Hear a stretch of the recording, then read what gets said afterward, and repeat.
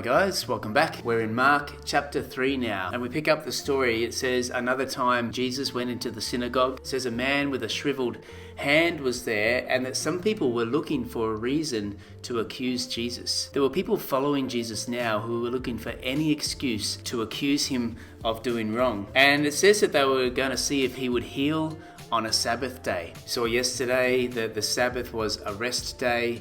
It was a holy day. By Jesus' time, there were all sorts of rules and restrictions as to what one could or couldn't do on a Sabbath, what constituted work and what didn't. And healing someone apparently constituted work and was therefore unlawful. So do you think that this was going to stop Jesus? No way! He says to the man with shriveled hand, stand here in front of everyone. I love that what Jesus does is out in the open, not in secret. And to everyone he says, which is lawful on the Sabbath, to do good or to do evil, to save life or to kill? But they remained silent. And then it says this, he looked around at them in anger and, deeply distressed at their stubborn hearts, said to the man, stretch out your hand. We often picture Jesus as this meek and mild, gentle soul, but it says here that Jesus got angry. Jesus is a merciful Saviour, but he's also one who enacts justice. And in this episode, we're going to see that Jesus has mercy on the man with shriveled hand, but to the crowd and to the people,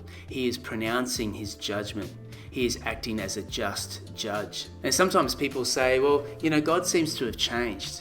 In the Old Testament, he's all about judgment and anger and fire. And in the New Testament, he's all about love and forgiveness and grace. But the fact of the matter is that God has not and does not change. And there are examples, many examples of God's wonderful mercy and love in the Old Testament. And there are also examples of God's justice, judgment, and anger in the New Testament. Justice and mercy, two sides of the same coin. And even as I'm making this video, the light outside is changing, is shifting, but God is not like the shifting shadows. God does not change. His justice and his mercy operate simultaneously. In fact, mercy is the outworking of pure justice, as those who need help the most get it. And the religious elite of Jesus' day had lost sight of that. Their theology had gotten in the way of simply showing kindness to others. And let that be a lesson to all of us who like to argue different points of theology, and especially today